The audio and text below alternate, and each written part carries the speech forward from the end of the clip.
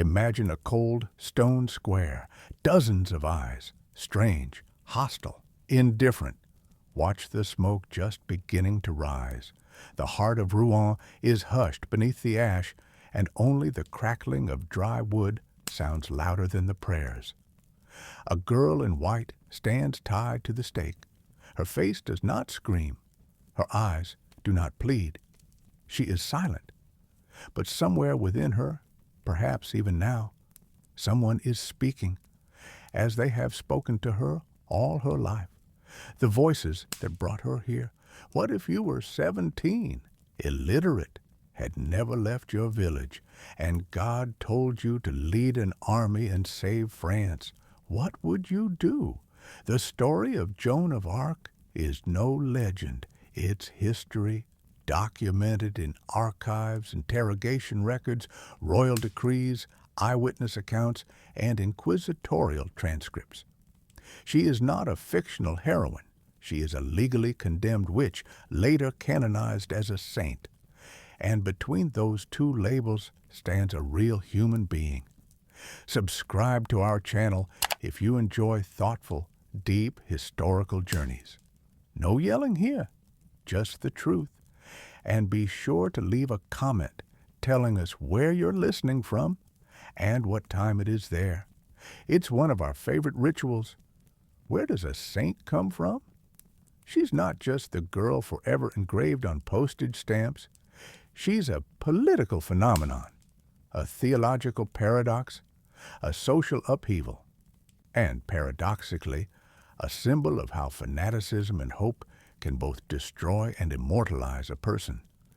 In the 14th, 15th centuries, the world was painfully simple. Men ruled, women bore children.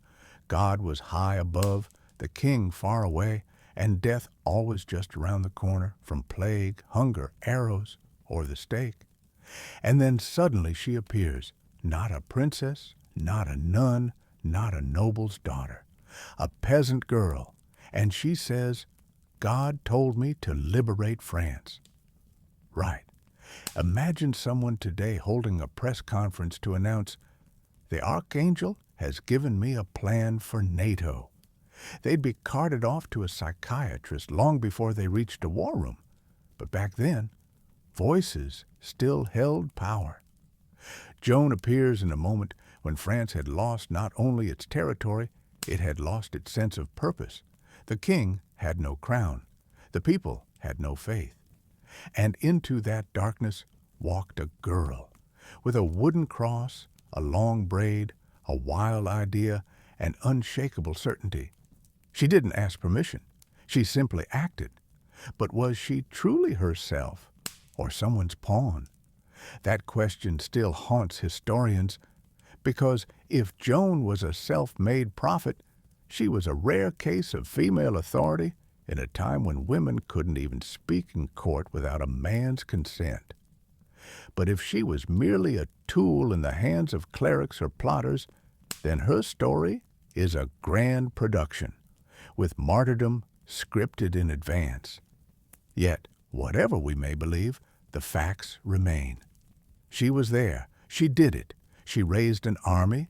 She won battles. She put a king on his throne, and she died for it. Why does this story still captivate us? Because it's a mirror of belief, a mirror of fanaticism, a mirror of politics that never forgives those who refuse to play its game, and a mirror of a society that always fears those who shine too brightly. In this story, we won't look at Joan as a statue. We'll see her as her contemporaries did. Strange, dangerous, incomprehensible, and at the same time, the last hope. So we begin, not with a fairy tale, not with legend, but with a documentary drama about how a girl from a wheat field told the king, "Get up, it's time to go to Reims." Let's not begin with Joan. Let's begin with an empty throne, a hall where there is no king, only cobwebs and vacant stairs turned upward. No hymns, only silence. No law, only betrayal. Because this is exactly what France was when she appeared. a country without a head, without hope, without a future. By the 1420s, France wasn't merely at war, it was decaying. Since 1337, a conflict known as the 100 Years' War had dragged on between England and France. But let's call it what it really was, a gangrene of history. Imagine generations born, growing up, and dying in a time where the normal state of affairs was a burned village, a starving winter, or death in a siege. England at that time demonstrated what France had long lost: structure. Henry V was a strategist. His army was disciplined. His politics were cold, unemotional, but effective. While French feudal lords fought among themselves, the English conquered, town by town, province by province. France was being eaten from within. King Charles VI was mentally broken. There were periods when he believed he was made of glass. He attacked his own guards, spoke to ghosts, failed to recognize his own wife and children. His wife, Isabeau of Bavaria, had enough. A treaty was signed in the city of Troyes, a document that declared that after Charles's death, the French crown would not go to his son, the Dauphin Charles, but to Henry IV of England. This wasn't diplomacy, it was surrender. And for many French people, it marked the final collapse of faith in God, in the king, in France itself. By 1429, France was no longer a nation. It was a splintered carcass.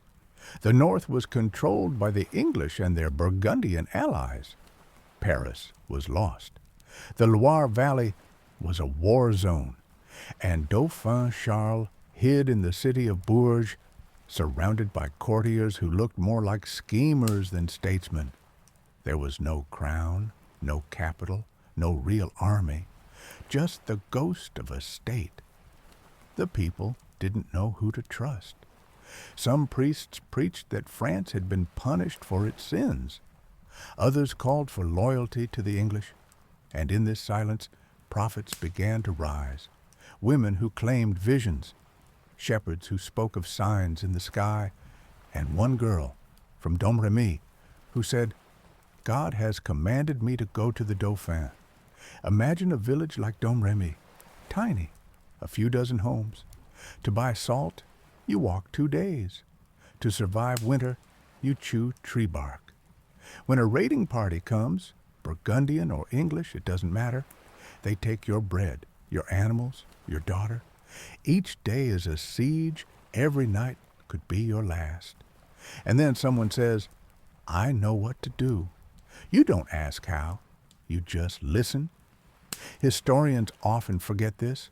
Joan didn't appear because she was extraordinary. She appeared because everything else had failed. The state had collapsed. The church had lost its authority. The people, faith. And into this gap between chaos and silence walked a girl who said, "I know what God says, and He is on our side." She wasn't seen yet, but something had already cracked in time. A pulse was growing, of fear in those who had grown used to despair, because they could sense something was coming, something that would change everything. Snow still clings to the Meuse Valley. The wind carries the scent of damp earth and goats. Someone retells the story of an English patrol hanging a peasant for taking boots off a corpse. Children listen, chewing maize porridge in silence, and one girl sits apart. She's not eating. She's not listening. She hears something else. This is Domremy, a tiny village on the edge of Lorraine and the forgotten mists of Champagne. Joan was born here. She didn't learn how to read. She learned how to survive. And it's here she first heard the voice. In 1424, Joan was 12. Most children by that age already understood that life meant cold, lice, rage, and garlic. But she heard something else. First, light. Then, a voice. Then, a figure. Archangel Michael, tall, radiant. He didn't bless, he commanded. And this wasn't a dream or a fevered vision. She was standing by the garden, listening and believing, because in those days belief was the only alternative to madness. We can argue endlessly. Was it hallucination? Epilepsy? A subconscious reaction to trauma? But in the medieval world, hearing a voice from heaven didn't get you institutionalized. It got you moving, especially if that voice gave orders. Joan claimed she wasn't just inspired. She was given a mission: liberate France, lead the Dauphin to Reims for his coronation, and crucially, do it quickly. God, it seems, had no patience for hesitation. Strangely enough, her first audience consisted of chickens, goats, and her mother. The latter at first thought it was childish fantasy, then dangerous delusion. But Joan would not stop. She went to the local nobleman, Robert de Baudricourt. She told him, "I have urgent business with the king." He laughed, said something like, "Let God come tell me that himself." She replied, "He already has. You just haven't listened." Here begins the most dangerous kind of faith, the kind that can't be reasoned with. This wasn't ambition, it wasn't a dream, it wasn't glory. She wanted nothing for herself. She only wanted to obey. That is the most terrifying form of conviction. It expects no reward. It fears nothing. And that impressed people. Robert de Baudricourt, though skeptical, eventually relented. He gave her an escort, a horse, a letter, and she set out through winter forests, across battle lines, through the full despair of France, toward Chinon, toward the throne that still waited for a voice from the countryside. When Joan arrived at Chinon, everything could still fall apart. She was a peasant, no title, no education, no church backing. All she had were words, and the certainty that those words were not her own. They didn't let her approach the throne right away. The advisors laughed, bishops whispered, court ladies eyed her like an exotic animal. "Another prophetess from the north," they said. "How many like her have come and fled the moment they smelled smoke?" But something about her wasn't theatrical. She didn't beg. She didn't flirt. She didn't look exhausted. She was calm. And she said, "Bring forth the Dauphin. I'll know him, even if he hides." So they decided they would test her. The hall was full of people. The Dauphin disguised himself, mingled among the crowd.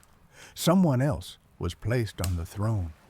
Joan entered, looked around, and didn't approach the throne. She walked straight through the crowd, right to the man pretending to be no one, stood before him and said, "You are the heir, and I have something to tell you." That was the moment the court froze, because either this was deception, and she was dangerous, or it was true, and she was far more dangerous still. Joan spoke to the Dauphin privately.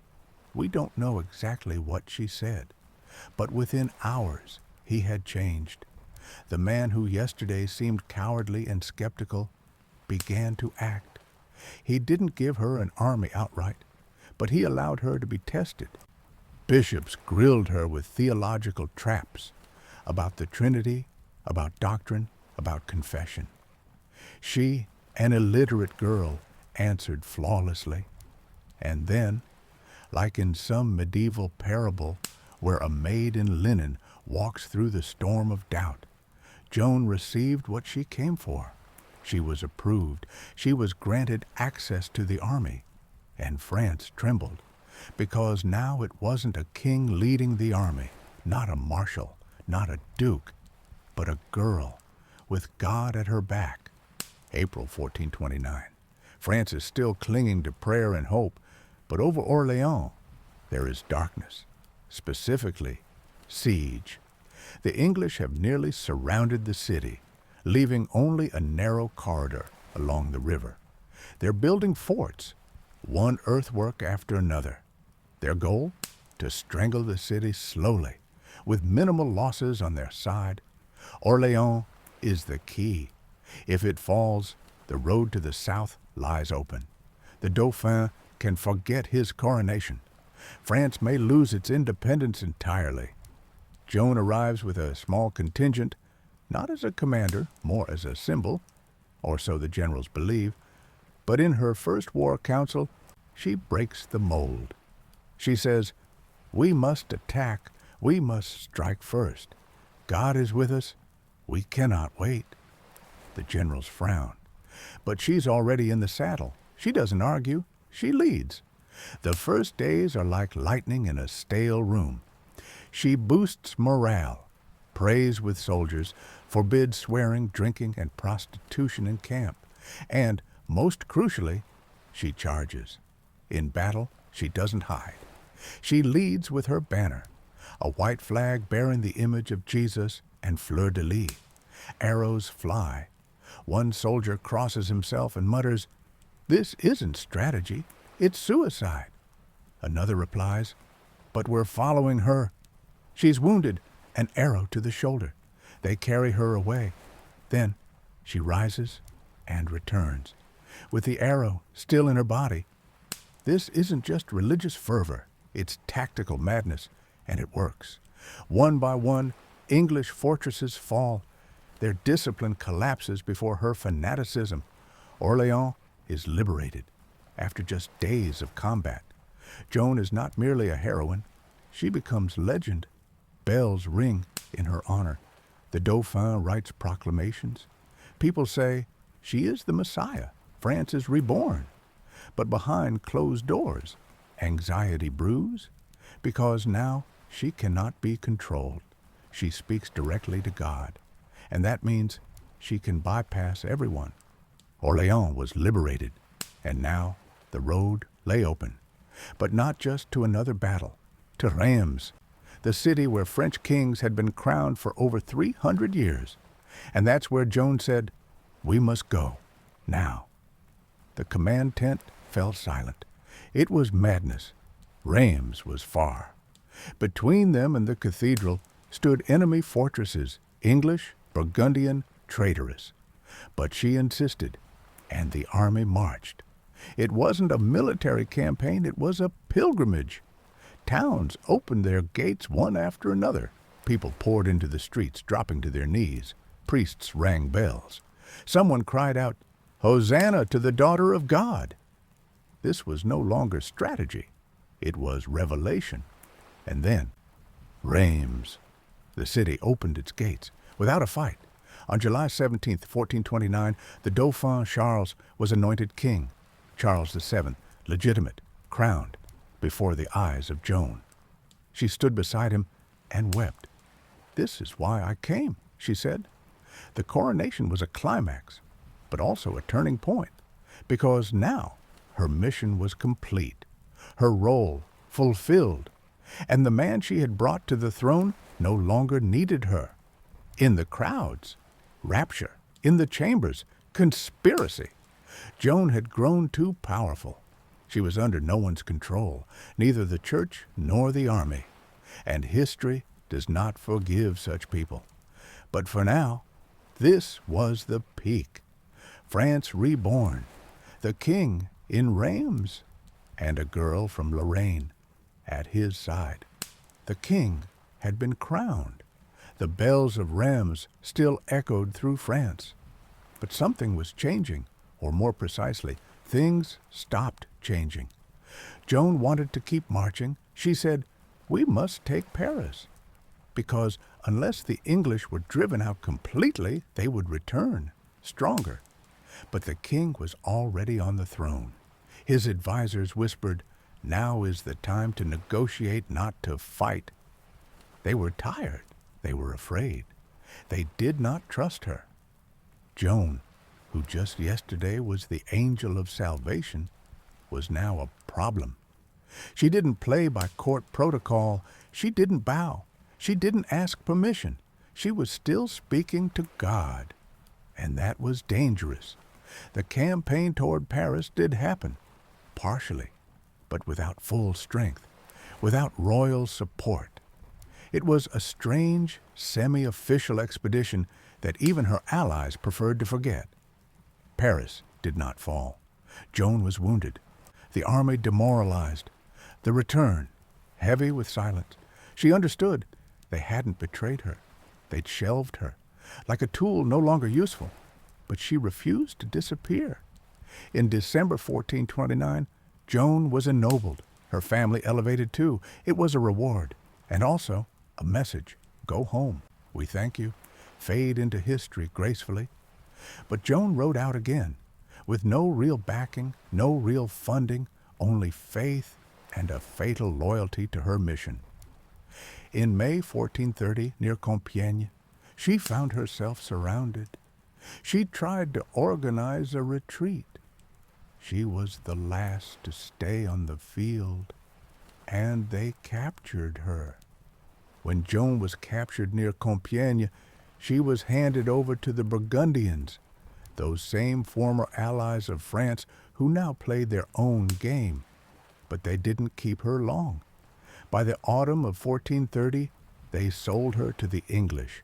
Yes, sold her. For 10,000 livres, a handsome price if you're buying a girl with voices in her head. But the English weren't buying her body. They were buying a symbol, a chance to destroy the myth. And that could only be done one way, through a public ecclesiastical trial. Joan was taken to Rouen, the English stronghold in Normandy. There, within cold stone walls, one of Europe's most infamous inquisitorial trials began. She wasn't tortured, at least not physically, but the interrogations lasted for hours, sometimes multiple times a day. Her judges were trained theologians. They knew where to lay traps. They knew how to confuse, to corner, especially an illiterate girl with no legal counsel. They didn't ask, "What did you see?" They asked, "Do you believe your voices carry more authority than the church?" If she said yes, she was a heretic. If she said no, she betrayed her own divine mission.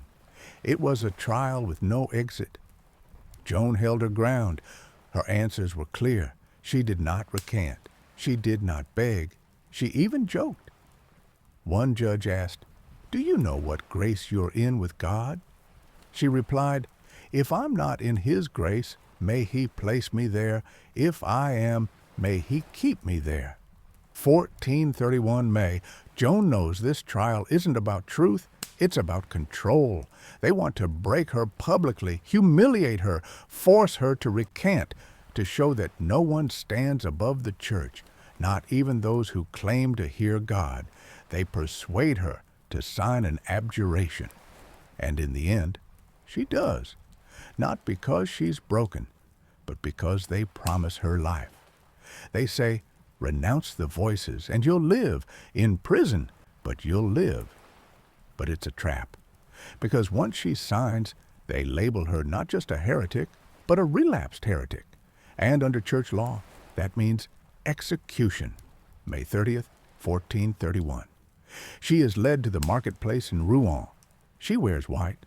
On her head, a paper hat inscribed, "Heretic, Witch, Blasphemer." A priest reads her final rites. The executioner lights the wood. Joan does not scream. She prays. Her last word is, "Jesus." The fire rises. People weep. One English soldier drops his spear and whispers, "We have burned a saint today." Joan of Arc is dead. But something in Rouen does not die. The smoke lingers over the city like a cloud of conscience. Within decades, her trial will be overturned. She will be declared innocent. Centuries later, canonized. But in 1431, they burned her to prove that fire was stronger than a voice. And they were wrong. After Joan's execution, silence. But not the kind that signals forgetting, the kind that signals waiting. Because France, quietly staring at the charred stake where a girl once stood, began to understand it had witnessed not a punishment, but a crime. 25 years passed. Then, in 1456, something shifted. A new pope, a new political climate, and, most crucially, Charles VII, the very king Joan had placed on the throne, finally realized that his legitimacy partially rested on her memory, and that she must not remain a witch in the archives. Thus began a retrial, a trial of the trial, a new investigation. Records were reviewed. More than 100 witnesses were interviewed. Peasants from Domremy, soldiers, bishops, even her executioner. And with each testimony, the picture changed. It was revealed that the priests had coerced her, twisted doctrine, used theological traps, that they had spoken to her in English, which she didn't understand, that she had no church defender, that the sentence was legally invalid. In July 1456, in the very church in Rouen where she had been condemned, the new court formally overturned the verdict. Her name was cleared. History didn't just forgive Joan, it transformed her. In the centuries that followed, her image began to live a life of its own. She was invoked in sermons, her face etched onto engravings, her story dramatized by poets and chroniclers. But what's essential is this: every era saw its own Joan. In the 18th century, she was viewed as a mystical maiden, an ethereal, apolitical figure. In the 19th, she became a symbol of French nationalism. During the wars with Prussia and the rise of patriotic fervor, Joan embodied the national spirit, a girl who expelled invaders and crowned her rightful king. Timely, isn't it? But her ultimate victory came in the 20th century. In 1920, nearly 500 years after her death, Joan of Arc was canonized. The Vatican officially declared her a saint. Her name was written into the rolls of martyrs, her story into every textbook. And then began a different kind of war for her image. Everyone wanted her. The Catholic Church saw her as a model of holy obedience. Republicans celebrated her as a symbol of the people's will, defying hierarchy. Royalists hailed her as the heroine who restored the rightful king. Feminists claimed her as a woman who challenged male power structures. Even far-right nationalists in the 20th century tried to fly her as a banner of racial and cultural purity. But none of them fully own her, because Joan exists beyond her death, beyond ideology. She is not a partisan truth. She is the power of faith, made flesh. The story of Joan of Arc ends at the stake, but it begins again each time we ask, what is truth, and who has the right to declare it? Joan was an illiterate girl. She had no army, no title, no wealth, no banner, no faction. But she spoke with certainty, and that certainty was enough to move a broken kingdom to its feet. They feared her, not because she held power, but because she didn't ask permission. Today, we honor her as a saint, a heroine, a symbol. But do we truly listen? Because her voice was not about war, not about miracles. It was about responsibility. She didn't wait for the world to change. She became the change. Her faith wasn't blind fatalism. It was the clear knowledge that the world was unjust, and that something had to be done, no matter what the kings, priests, or generals said. Perhaps that's why her image never fades. Because in every era, there are those who hear a voice, when everyone else pretends they've heard nothing, who step forward while others freeze, who speak with God or conscience and do not look away. The story of Joan of Arc is not about the past. It is a warning, a mirror, a voice that burned and did not vanish. Thank you for joining us on this journey through fire, faith, and betrayal. If you enjoyed this story, subscribe to our channel so you don't miss the next deep dive into history, told slowly, thoughtfully, and with respect. And now, a question for you. Which great historical figure would you like us to explore next? It could be a ruler, a philosopher, a rebel, an adventurer, or even someone forgotten, but worthy of attention. Drop your suggestions in the comments. We read every single one, and who knows, your idea might become the foundation for our next epic episode. And as always, tell us, where in the world are you listening from, and what time is it right now? Our audience is as wide and fascinating as history itself. Until next time, and remember, sometimes it takes just one voice to change the course of an entire era.